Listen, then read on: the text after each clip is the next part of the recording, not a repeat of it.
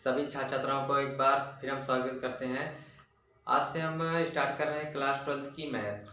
ठीक है, तो आज के इस वीडियो लेक्चर में सिर्फ और सिर्फ सिलेबस डिस्कशन करेंगे कि आखिर क्लास 12th में कितने चैप्टर हैं या कितने यूनिट में मैथ्स डिवाइड है और कौन सी यूनिट में कितने चैप्टर आते हैं और किस चैप्टर से बोर्ड एग्जाम में कितने नंबर्स का आता है, ये सारी बातें हम डिस्कस करेंगे। ठीक है, देखिए क्लास 11th में आप लोगों को इतनी प्लानिंग की ज़रूरत नहीं होती जितना क्लास 12th में प्लानिंग बना के पढ़ना पड़ता है। ठीक है, तो आप लोग क्लास 12th अच्छे से अगर फाइट करना है तो एक प्लानिंग के तहत मैथ को पढ़ना पड़ेगा। ठीक है, तो कि भैया हम किस चैप्टर को किससे पहले पढ़ें या कौन से चैप्टर को किसके बाद पढ़ें, ये सारी बातें हमें अच्छे से पता होनी चाहिए। ठीक है ना। तो देखिए जो क्लास 12th की मैथ्स है, क्लास 12th की जो मैथ्स है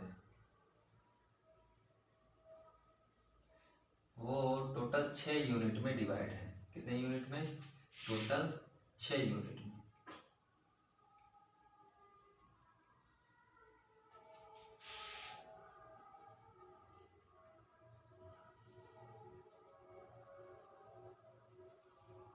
ठीक है, इधर हम यूनिट लिख के दे रहे हैं, अदर चैप्टर। ठीक है, ये फर्स्ट यूनिट हो जाएगी, ये सेकेंड, थर्ड, फोर्थ, फिफ्थ और ये सिक्स। ठीक है, टोटल 6 यूनिट में डिवाइड है। ओके, अच्छा फर्स्ट यूनिट में चैप्टर फर्स्ट और सेकंड को रखा गया है। ठीक है, और सेकेंड यूनिट में चैप्टर 3 और 4 को रखा गया है। और थर्ड यूनिट में ये सबसे बड़ी यूनिट होती है, इसमें 5वां चैप्टर, 6वां, 7वां, 8वां और 9वां चैप्टर रखा गया है। ठीक है, सबसे बड़ी यूनिट होती है। ठीक, और इस यूनिट में 10वां व 11वां चैप्टर रखा गया है। ठीक है, और इस यूनिट में 12वां चैप्टर रखा गया और इस यूनिट में 13वां चैप्टर रखा गया। ठीक है, तो इस प्रकार से चैप्टर वाइज डिवाइड है। ओके, अच्छा जो इसमें जो पहला चैप्टर है, ठीक है, इसका नाम है संबंध और फलन। संबंध और फलन। ठीक है, और जो दूसरा चैप्टर है इसको इंग्लिश में बोलते हैं रिलेशन एंड फंक्शन। ठीक, और जो दूसरा है वो त्रिकोणमितीय फलन, त्रिकोण प्रतिलोम, प्रतिलोम त्रिकोणमितीय फलन, प्रतिलोम त्रिकोणमितीय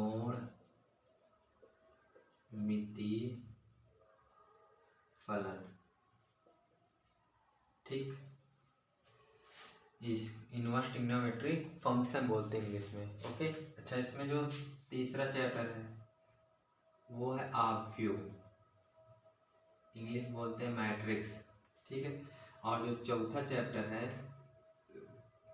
वो उसे बोलते हैं सारणिक, डिटरमिनेंट्स बोलते हैं इंग्लिश में। ठीक है, अच्छा इसमें देखिए जो 5वां चैप्टर है वो है सातत्य,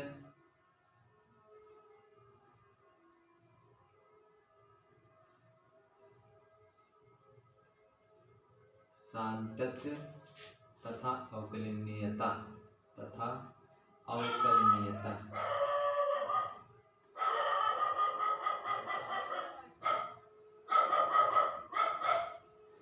यहाँ सातत्य लिखा है, सातत्य। ठीक है, तथा अवकलनीयता यानी कॉन्टिन्यूटी एंड डिफरेंशिएबिलिटी होता है। ठीक है, अच्छा इसमें जो 6वां चैप्टर है उसका नाम है अवकलन के अनुप्रयोग के अनुप्रयोग एप्लीकेशन ऑफ डेरिवेशन। ठीक है। अच्छा, उसके बाद जो 7वां चैप्टर है वो समाकलन है, इंटीग्रेशन। समाकलन, इंटीग्रेशन बोलते हैं। और जो 8वां चैप्टर है वो समाकलन के अनुप्रयोग के अनुप्रयोग। ठीक, यानी डेरिवेशन ऑफ इंटीग्रेशन। ठीक। और जो 9वां चैप्टर है वो है अवकल समीकरण, अवकल समीकरण। ठीक है, यानी डिफरेंशियल इक्वेशन। ओके। अच्छा, इसमें जो 10वां चैप्टर है, 10वां चैप्टर है सदिश बीजगणित।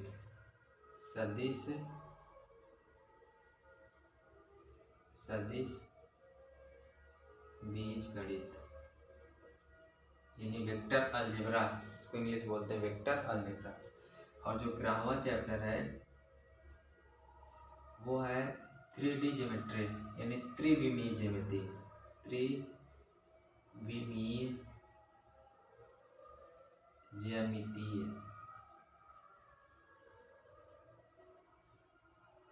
ठीक है, त्रिविमीय ज्यामिति, 3D ज्योमेट्री। अच्छा, इसमें जो 12वां चैप्टर है, ठीक, 12वां चैप्टर है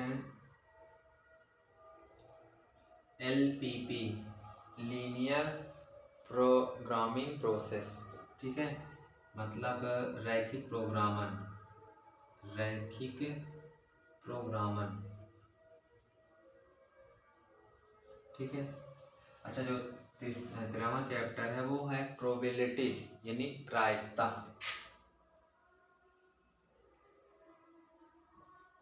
ठीक है, इतने सारे चैप्टर आपके सिलेबस में है। ठीक है, अब बात कर लेते हैं किस चैप्टर से कितने नंबर्स का आता है। ठीक है, बोर्ड एग्जाम में, वो भी बात कर लेते हैं। देखिए, जो यूनिट फर्स्ट है इसमें से बोर्ड एग्जाम में 10 नंबर का आता है। ठीक है।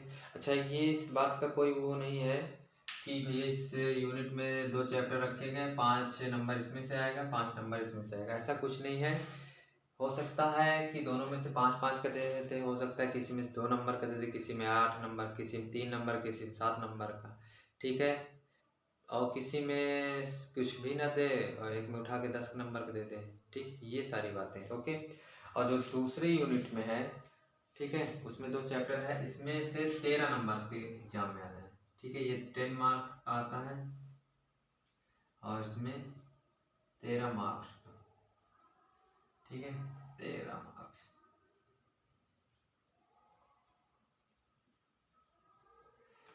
और जो थर्ड यूनिट है ये सबसे बड़ी यूनिट होती है, इसमें बोर्ड एग्जाम में 44 मार्क्स का आता है। ठीक है, 44 नंबर, सबसे बड़ी यूनिट है और सबसे ज़्यादा नंबर्स का आता है। ठीक है। अच्छा, एक बात और बता दें, टोटल 100 नंबर्स का होना है पेपर। ठीक है, कितने नंबर का होना है? 100 नंबर का। ठीक। अच्छा, जो चौथी यूनिट है उसमें से आता है 17 नंबर का।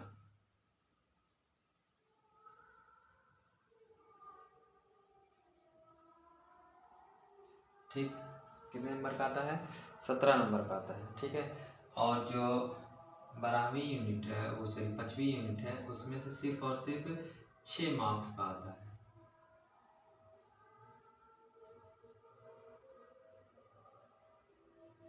और जो 6वीं यूनिट है इसमें से 10 मार्क का आता है। ठीक है, कितने मार्क्स का आता है? 10 मार्क्स। टोटल ऐड करेंगे तो टोटल 100 नंबर का बनेगा। ठीक है, तो ये रहा आपका सिलेबस पूरा विस्तार कि कौन कितने यूनिट है, किस यूनिट में कौन कौन से चैप्टर हैं। ठीक है, और कौन से चैप्टर का क्या नाम है और किस चैप्टर से कितने नंबर्स का आता है। तो एक बात और बता दें इसमें हम पढ़ेंगे कैसे। भैया आप लोगों को देखकर लग रहा होगा कि थर्ड यूनिट सबसे बड़ी, सबसे पहले उसी को पढ़ते हैं, लेकिन ये ऐसा नहीं है।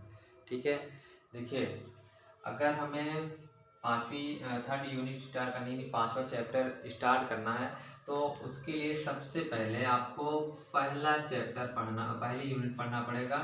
ठीक है, क्योंकि ये यूनिट पूरी इसी से लिंक है, ये एक दूसरे से लिंक है, राइट।